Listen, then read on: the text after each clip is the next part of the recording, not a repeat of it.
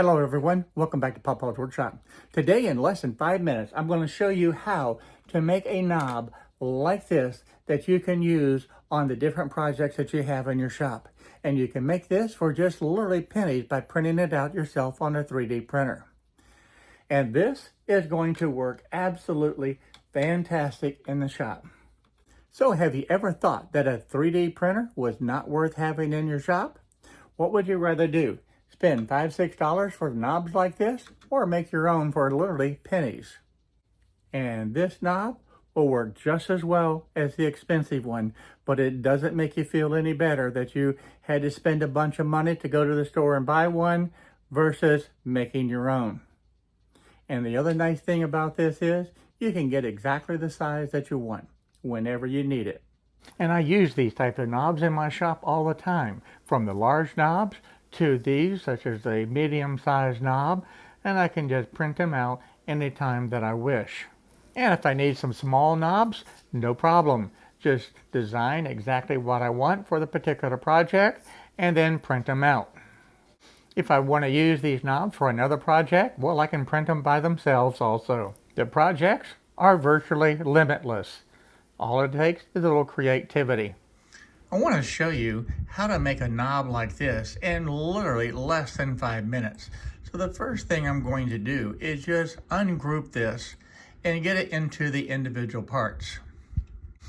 So I'm going to take and slide this component out, and I'm going to slide this one out. That is all there is to this project. It's literally 3 different pieces. But how did I make each piece? Well, to begin with, we'll take the simplest one.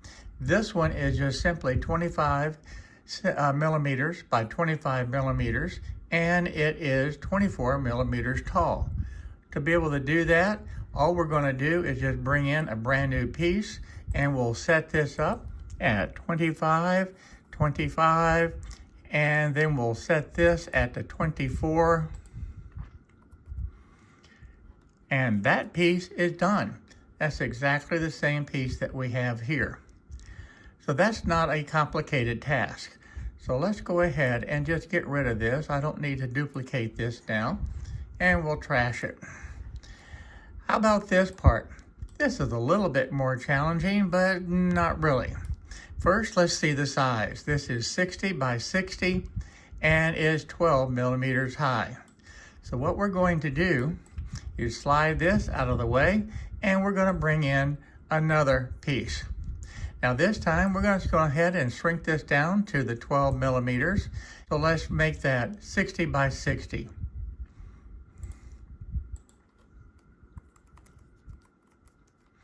So there you go. That is the basic component. Now if you wanted to make a knob just with this and just have the round sides, you could actually do that, but that's no fun. So I'm going to do this first. I want to be able to smooth out these sides, and to do that, we'll just extend that all the way up to the maximum.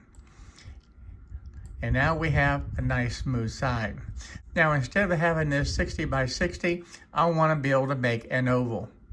So instead of a 60 by 60, let's just change this down to, let's say 10. And now we have an oval. So all we need to do now is repeat this process around until we have our full circle again.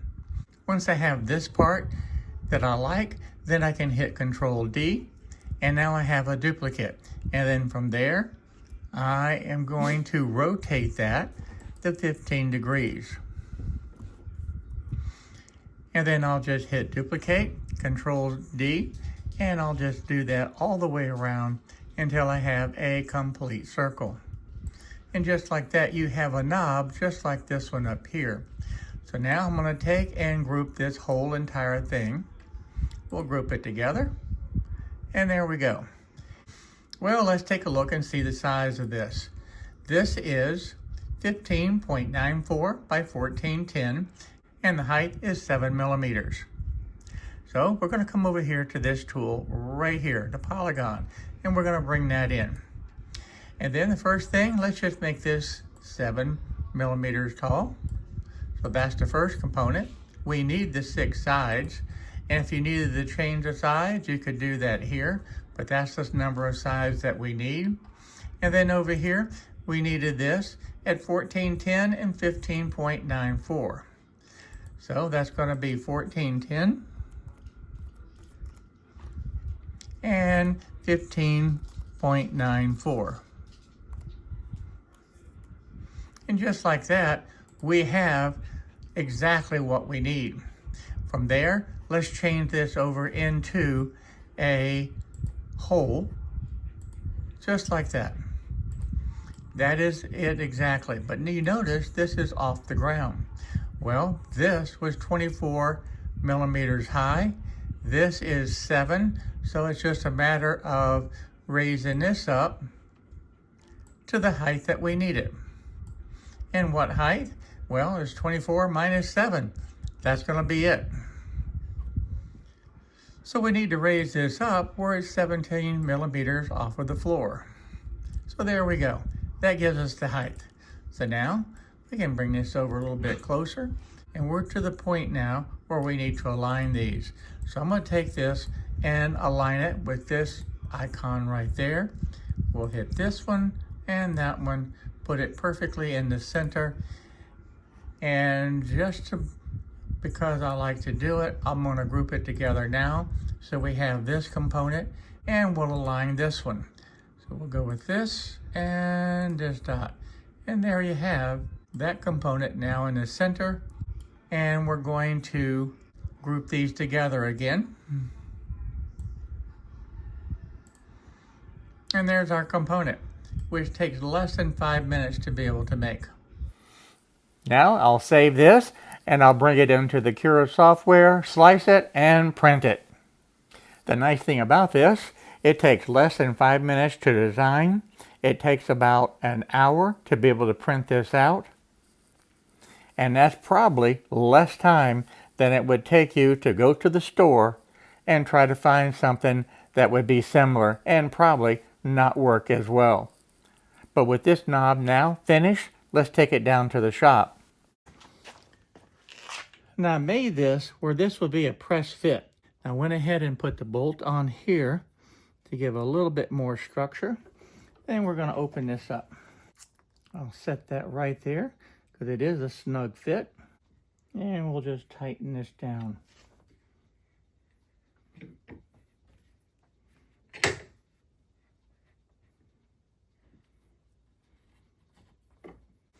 And that looks real good. So that press fit inside of there.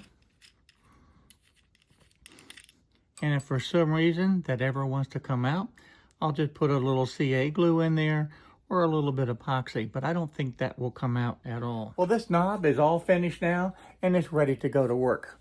Now I'm gonna have this one located on this camera boom, but I have other knobs that I'll be making for some other projects. But I hope that you enjoyed this really short video, and if you did, by all means, give me a thumbs up, and don't forget to subscribe and hit that bell notification so that you'll be notified. And let me know in the comment section down below, what type of knobs do you use in your shop? Do you make your own, or do you go out to the store and buy them? But at any rate, folks, this to me is the ideal way to do it. So thanks a lot for watching this really short video, and I'll see you in the next one real soon. Bye-bye, everyone.